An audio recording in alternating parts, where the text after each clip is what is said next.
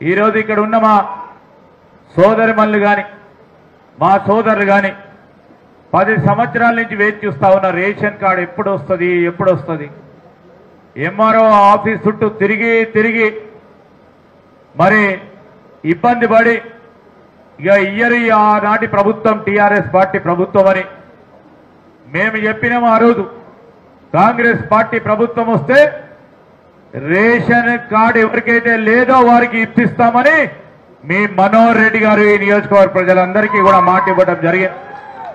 ఆ క్రమేణా 22,000 పైచీలకు కొత్త రేషన్ కార్డులు ఇచ్చే కార్యక్రమం మరి 70,000 మొత్తం జిల్లాలు ఇస్తే మీ మనోహర్ రెడ్డి గారు పట్టుబట్టి ఏ ఒక్కరికి కూడా మర్చిపోకుండా ఇయ్యాలని 22,900 కార్డులను ఇప్పించిన ఘనత మీ మనోహర్ రెడ్డి గారికి.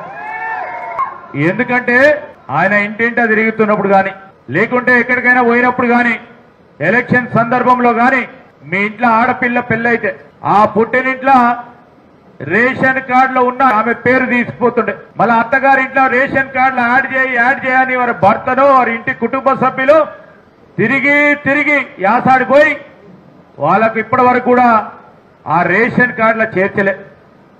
కొత్త రేషన్ కార్డు కావాలి, కొత్త రేషన్ కార్డు వస్తేనే సంక్షేమ కార్యక్రమానికి మేము లబ్ధిదారుగా మేము అర్హత పొందామని ఏ ఇంటికి పోయినా ఆయన గోస ఇని ఈరోజు రేషన్ కార్డులు కావాలి మరి ఈ ప్రజాప్రభుత్వంలోనే సాధ్యపడుతుందని ఆలోచన చేసి ఇన్ని వేల మందికి రేషన్ కార్డులు ఇచ్చే కార్యక్రమాన్ని చేపడతా ఉన్నాం.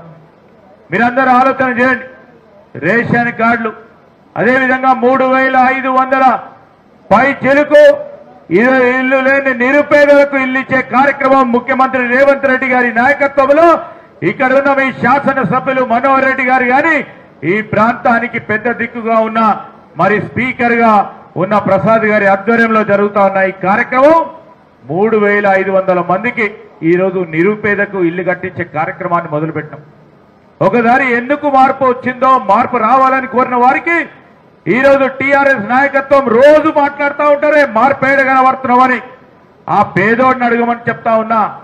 పేదోడి కళ్ళలో మరి ఇల్లు ఇస్తున్నప్పుడు ఇట్లాంటి రేషన్ కార్డు ఇస్తున్నప్పుడు వారి ఆనందాన్ని చూస్తే ఆ మార్పు కనబడుతుంది. ఆ కళ్ళు లేని వాళ్ళ కబోదులకని మనం చేస్తా ఉన్నాం.